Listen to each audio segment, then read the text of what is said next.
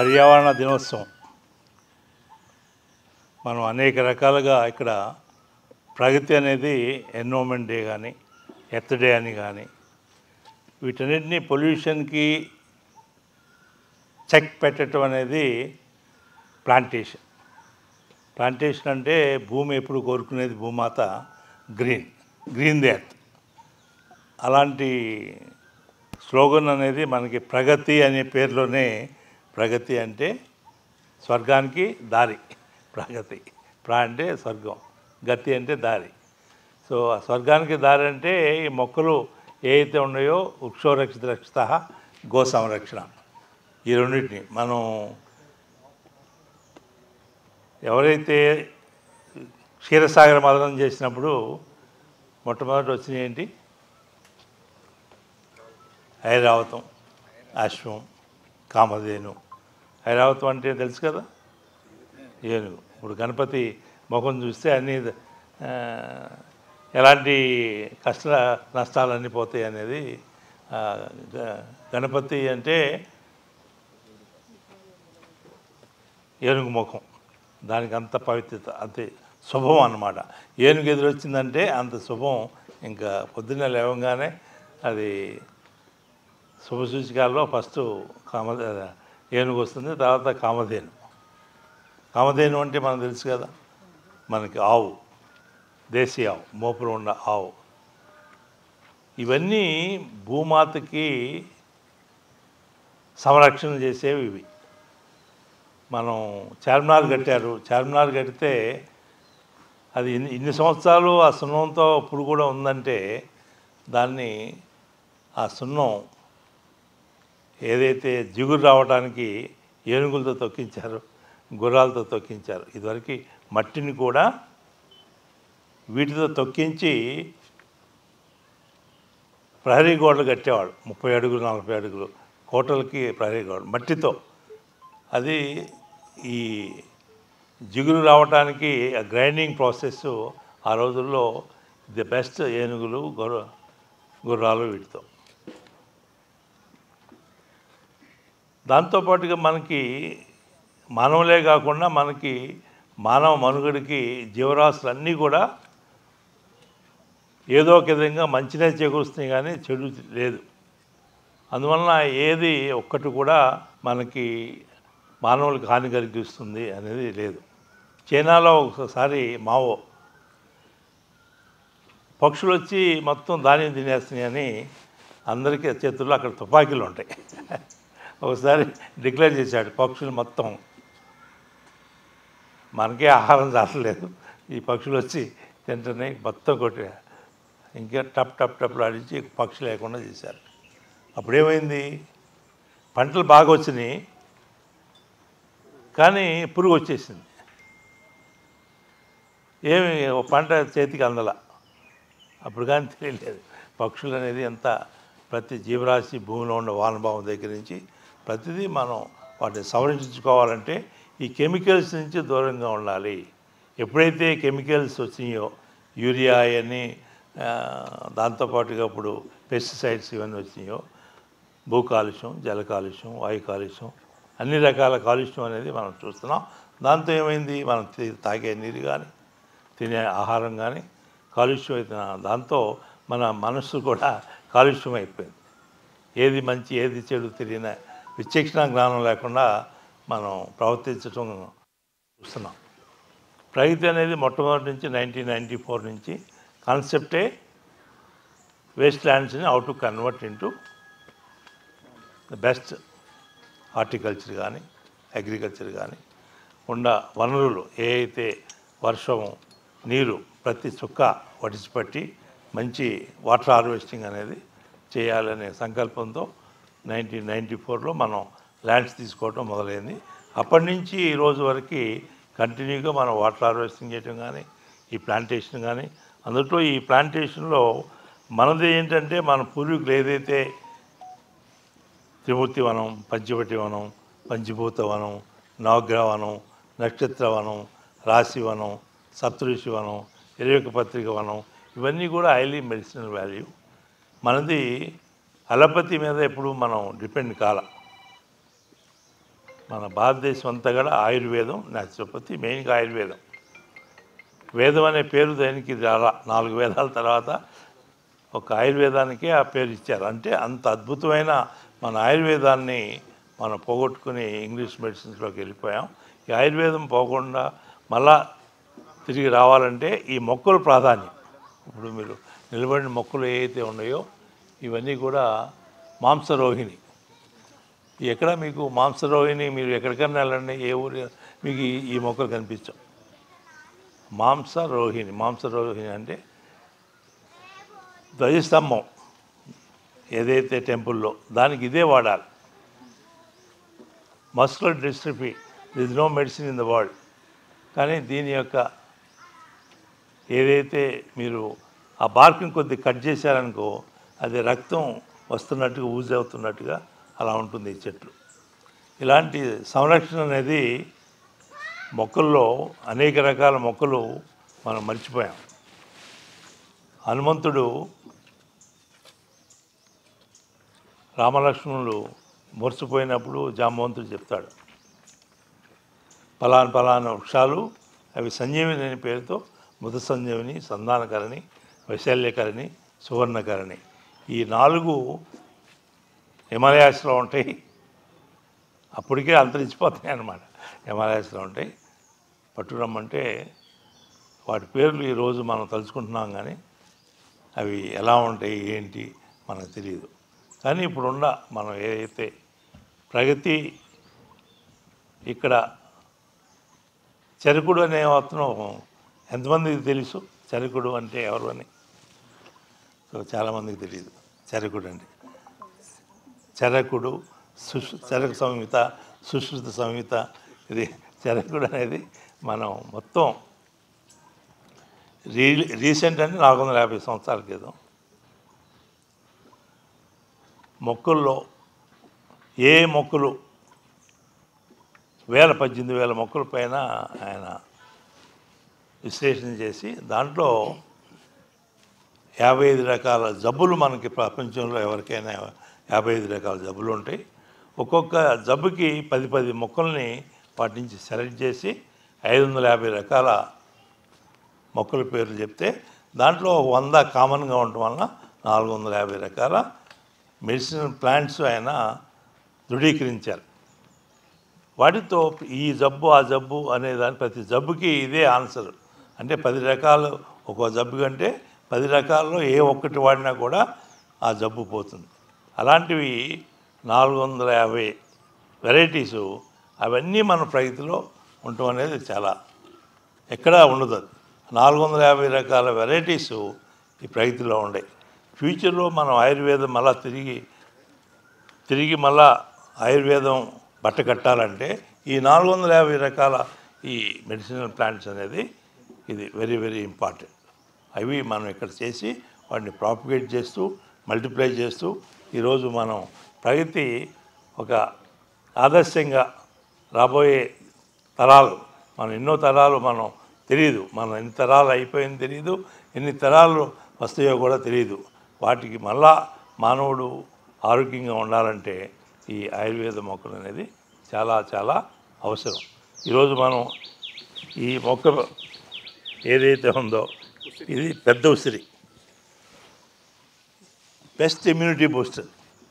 మనం ఒక ఆదివారం ఎందుకు చెప్పారో బ్రేక్ ఇవ్వమన్నారో, మరి వారం రోజుల్లో ఒకరోజు బ్రేక్ ఇవ్వమన్నారు. ఈ ఉసిరి అనేది తప్పకుండా కనక వర్షం కురిపించారు శంకరాచార్యులు. ఒక్క ఉసిరి తొన ఆయనకి పేదామె అది తీసుకొచ్చి, ఏమీ లేదు ఇంట్లో, ఎక్కడో ఎతికి తీస్తే ఒక మూలన ఆ మట్టి కుండలో ఒక చిన్న బద్ద ఉంటే అది తీసుకొచ్చి ఇస్తే శంకరాచార్యులు ఆ ఇంట్లో కనక వర్షం కురిపించాడు. అంటే దీనికి అంత విలువ ఉంది. ఈ ఉసిరి అనేది మనం రోజు వాడుకోవాల్సిన ఏదే షట్రుచుల్లో ఇది చాలా అవసరమైనది. Best immunity booster.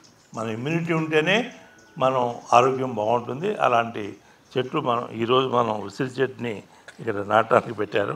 అలా ప్రతి ఒక్కరూ వచ్చిన వాళ్ళు ఏదో ఒక మొక్క నాటి వెళ్తే అది భూమాత సంతోషిస్తుంది. ఎందుకంటే ఎక్కువ ఎండలు వస్తున్నాయి. మరి 45 డిగ్రీస్ నుంచి 50 డిగ్రీస్ కూడా వస్తున్నాయి అంటే మన కారణం ఏంటంటే మనం భూమాతకి కావాల్సిన చెట్లు ఏవైతే పెట్టాలో అవి పెట్టలేదు కాబట్టి అనేక అడవులు నరికేస్తున్నారు. అనేక అడవుల్ని నరికేస్తున్నారు. ఇప్పుడు సముద్రంలో పడ్డారు. ఇప్పుడు సముద్రంలో కూడా అనేక జీవరాశులు అవి ఉంటేనే సముద్రం మనుగడ. అటువంటి జీవరాశులను కూడా మనం మన ఆహారానికి మన మందులు ఏదైతే మెడిసిన్స్ అంటామో వాటి పేరు చెప్పి విధ్వంసం అనేది మనం జరుగుతుంది. ఇక్కడ ప్రగతిలో మనం ఏదైతే కల్పవృక్షాల్లో హరిచందనం, మందారం, కల్పకం, సంతానం, పారిజాతం, మారేడు ఇవన్నీ కూడా అద్భుతమని కల్పవృక్షాలు అంటారు. ఈ చెట్లు 7 రకాల కల్పవృక్షాలు ప్రతి ఊళ్ళోనూ, ప్రతి పార్కుల్లోనూ, ప్రతి రోడ్లకి, ప్రతి చోట ఎక్కడైతే ఖాళీ స్థలాలు ఉన్నాయో ఇవన్నీ పెట్టుకోగలిగితే, నాటించితే తిరిగి మళ్ళా స్వర్గం మళ్ళీ వచ్చినట్టే. ఆ వాతావరణం ఆ విధంగా మారిపోతుంది. వాటి యొక్క సువాసన అనేది, మల్లెపూలు అనేది మీకు తెలుస్తుంది. కానీ ఈ ప్రతి దానికి ఆ సువాసన అనేది ఉంది. అది మైల్డ్గా ఉంటుంది. అది ఎప్పుడు వేడి తగిలినప్పుడు అప్పుడు కొద్దిగా ఆ వేపర్స్ మనకి వచ్చి ఆ వాసన ఏమి వాసన, ఇది మల్లెపూ వాసన, ఇది సంపెంగ ఏదో అది తెలియటానికి మనకు కొన్ని వాటికి మనకు తెలియదు, అంత మైల్డ్గా ఉంటుంది. But they are all medicine అంటే మీరు ఏదో డైరెక్ట్గా మీరు నోట్లో వేసుకుని ఏదో ట్యాబ్లెట్ చేసుకుంటే మెడిసిన్ కాదు. ఇదే మెడిసిన్ అంటే వాయువులోనే మీకు ఈ అరోమా థెరపీ అనేది మీకు ఉంటుంది. ఈ అరోమా మీకు 72,000 నాడులకి సంచలనం కలిగించేది మనం వాసనతోనే. ఆ వైబ్రేషన్స్ అంతా అమోఘంగా ఉంటాయి. మనం ఈ పెద్ద ఉసిరి మనం ఈరోజు పెట్టుకుంటున్నాం. ఇక్కడ మనం ఈ కల్పవృక్షాలు ఏవైతే మనం చెప్పామో 7 రకాల కల్పవృక్షాలు, వీటిని ప్రతి ఒక్కరూ బోర్డు పెట్టించండి. మనం 7 రకాల కల్పవృక్షాలు ఏది హరిచందనం, మందారం, కల్పకం, సంతానం, పారిజాతం, మారేడు ఇవి ప్రతి చోట ఉండాలి. అక్కడ పెట్టారు చూడండి మొక్కల పేర్లు. ఆ విధంగా బోర్డు మనం త్రిమూర్తి వనానికి, పంచవటి వనానికి ఈ పేర్లతో మీకు బోర్డులు ఉంటే వచ్చిన వాళ్ళు ప్రతి చోట అవి పెట్టడానికి దానికి తగ్గట్టుగా మనం నర్సరీ కూడా డాక్టర్ రామారావు గారు, ఎస్వి రామారావు గారు, సో వారు నర్సరీ మీద 1994లో మనం మొదలుపెట్టినప్పుడు అప్పటి నుంచి ఇప్పుడు వరకు వారు ఈ మొక్కల మీద ఆయన్ని పేరు డాక్టర్ రామారావు అనే దానికంటే మొక్కల రామారావు అంటేనే అందరికీ తెలుస్తుంది అనమాట. సో ఆ మొక్కలు అనేది అత్యద్భుతంగా, అట్లాగే రామకృష్ణ కానీ అందరూ ఇది ప్రగతి సిబ్బంది, ప్రగతి కస్టమర్స్ ఎవరైతే శ్రేయోభిలాషులు వీరందరూ కలిసి దీన్ని ముందుకు తీసుకువెళ్తున్నారంటే ఇది సామాన్య విషయం కాదు. ఇది ఏంటంటే భూమాతకి ఈరోజు కావాల్సింది ఈ వృక్షాలు. చెట్టు ఉందనుకోండి, వేప చెట్టు, మీరు ఆ చెట్టు కింద మీరు వెళ్ళి చూడండి, వర్షాకాలం అయినాక ఎన్ని మొక్కలు ఉంటాయో అవి దానితో అవి డ్రాప్ అది సీడు పడిపోగానే. అట్లాగే కాకులు, గ్రద్దలు, అనేక పక్షులు ఇవన్నీ తీసుకెళ్ళి ఎక్కడో మళ్ళా డ్రాప్ చేస్తాయి, అక్కడ మళ్ళీ వచ్చేస్తాయి.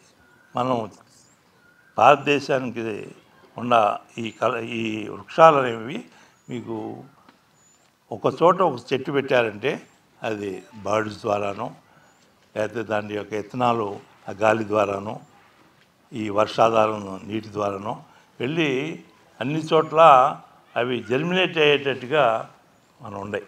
అలాంటి వృక్షాలు మనం పెంచుకుంటున్నాం. అట్లాగే మీకు ఈ లిక్కర్, మనం అందరూ లిక్కర్ మీద ఇప్పుడు కలియుగం అంటే అది లేకపోతే రాత్రిపూట నిద్ర పట్టదు.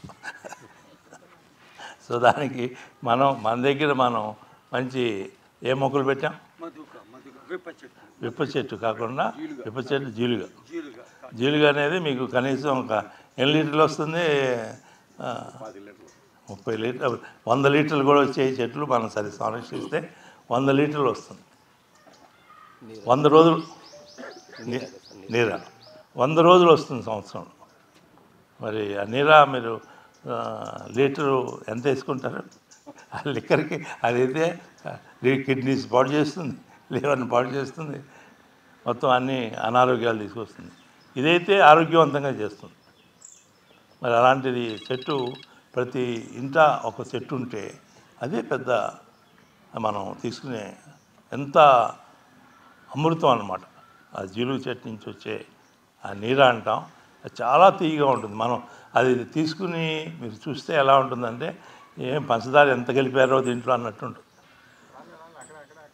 అది నిల్వ ఉంటే పులుస్తుంది, అప్పుడు కల్లులాగా అవుతుంది. కానీ నీరా అనేది ఫ్రెష్గా తీసినప్పుడు అది అద్భుతమైన డ్రింక్ అనమాట. Welcome drink. రామకృష్ణ గారు, మీరు సమ్మరు ఎప్పుడైతే మీకు జీలుగా ఉందో కాస్త వెల్కమ్ డ్రింక్ మన వాళ్ళకి అసలు ఆ జీలుగా యొక్క ఆ డ్రింక్ దాని యొక్క టేస్ట్ తెలియకుండా ఎట్లా ఉంటారు? మన సుగంధ పాలు ఇవ్వండి, ఇది కూడా ఇవ్వండి. ఇది జీలుగా కూడా, జీలుగా అనేది అద్భుతం. ఒక్కో చెట్టుకి ఎన్ని సీడ్ వస్తుంది రామారావు గారు? అది ఒక 20 సంవత్సరాల చెట్టుకి సీడు 10,000 సీడ్ వస్తుంది. మరి 10,000 సీడ్లో కనీసం 5,000 సీడ్ అయినా మనం మార్చుకోగలిగితే, ప్లాంటేషన్ జర్మినేషన్ చేయించుకోగలిగితే అది అద్భుతం. అది అట్లాంటివి. దానికి నీరు అవసరమా? నీరు అవసరం లేదు, నీళ్ళు పోయే అవసరం లేదు. అది పెడితే చాలు. వర్షాకాలం అది బతికిందంటే ఇక నా జీవితాంతం అది బతుకుతుంది. అలాంటి మొక్కలు మనం అనేక రకాల మొక్కలు వీటి గురించి తెలుసుకోవడానికి రామారావు గారి దగ్గరికి వెళ్తే బోల్డంత ఇన్ఫర్మేషన్ ఉంటుంది. నర్సరీ వెళ్తే అది ఒక్కొక్క చెట్టు గురించి, దాని అద్భుత ఆ గుణాలు ఏంటి, అవి ఏమేమిటి ఇంట్లో మనం పెట్టుకోవచ్చు, అవి పార్కులు ఏం పెట్టుకోవచ్చు, రోడ్లకి ఏం పెట్టుకోవచ్చు, పాత్వేస్కి ఏం పెట్టుకోవచ్చు, గ్రౌండ్ కవర్స్ ఏంటి, షబ్స్ ఏంటి, బుషెస్ అంటే ఏంటి, స్మాల్ మీడియం లార్జ్ ప్లాంట్స్ అంటే ఏంటి, వీటన్నిటి మీద అవగాహన మనం రైతులో ఉన్నాం కాబట్టి మనం తెలుసుకుని వాటిని ఏ విధంగా అయినా సరే మనం నలుగురికి చెప్తేనే తెలుస్తుంది. మనం చెప్పకపోతే వాళ్ళకేం తెలుస్తుంది? అది ఏ విధంగా మనం దాన్ని సంరక్షించుకుంటాం, ఏ విధంగా దాన్ని ప్రాపగేట్ చేసుకుంటాం అనేది తెలియాలి. దాని ఉపయోగాలు తెలియాలి. దాని ఉపయోగాలు ఎంత మనం ఏ చెట్టు అయినా వాతావరణాన్ని, కాలుష్యాన్ని పోగొట్టి మంచి వాతావరణాన్ని తీసుకురావాలంటే చెట్టు చాలా ప్రధానం. దాంట్లో ఈ 450 రకాల ఏదైతే వృక్షాలు ఉన్నాయో అవి అద్భుతం, అత్యద్భుతం. ఆ 450 రకాలు మన దగ్గర ఉన్నాయి కాబట్టి మనం దాన్ని తెలుసుకునే ప్రయత్నం ఉండాలి. దానికి ఒక చిన్న బుక్లెట్ లాగా మనం అది పెట్టండి. ఈ 450లో ఏ రకం, ఎవరెవరికి ఇంట్రెస్ట్ ఏ ఉంటాయో అవి తీసుకోగలరు. ఈరోజు ఎన్విరాన్మెంట్ డే మీ అందరి సమక్షంలో మనం చెట్టు, పెద్ద ఉసిరి చెట్టు మనం నాటుతున్నాం. ఇది ఒక చెట్టు నుంచి మళ్ళా వేల ఫ్రూట్స్ వస్తాయి. ఆ ఫ్రూట్స్ సీడ్ ఉంటుంది, మళ్ళీ అవన్నీ మళ్ళీ ప్రాపగేషన్కి వెళ్తుంది. మన ఇమ్యూనిటీ బూస్టర్లో మన కనుక వర్షం కురిపించింది ఈ చెట్టు కాయ. మన శంకరాచార్యులు సంస్కృతంలో ధాత్రి ఫల అమ్లం. Thank you.